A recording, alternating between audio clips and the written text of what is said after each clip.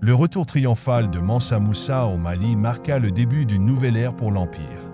Ce pèlerinage, bien plus qu'un simple voyage religieux, eut des conséquences profondes sur le plan économique, politique et culturel. Sur le plan économique, les effets du pèlerinage furent multiples. La distribution massive d'or dans les régions traversées provoqua une dévaluation temporaire du métal précieux, en particulier en Égypte et au Maghreb. Bien que cette inflation fût perçue comme un problème à court terme, elle contribua à renforcer la notoriété du Mali comme l'un des principaux producteurs d'or au monde. Grâce aux alliances diplomatiques nouées pendant le pèlerinage, le réseau commercial du Mali s'étendit considérablement.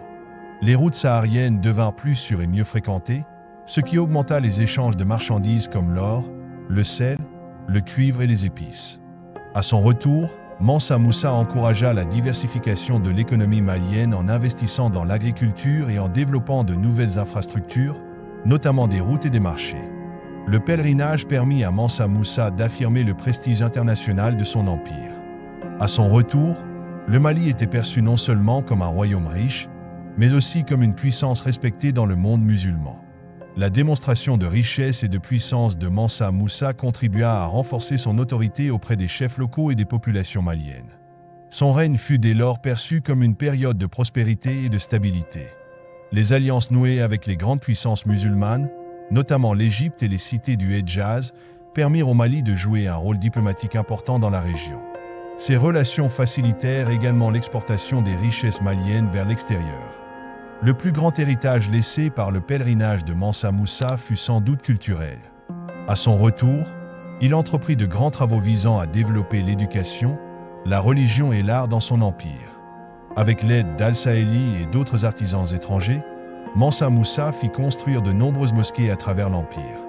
Ces édifices devinrent des centres de prière, mais aussi d'apprentissage et de rassemblement pour les communautés locales.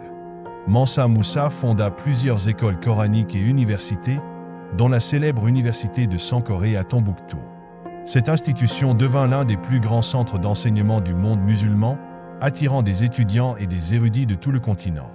Grâce aux érudits ramenés de la Mecque et du Caire, de nombreux manuscrits religieux, scientifiques et philosophiques furent introduits au Mali.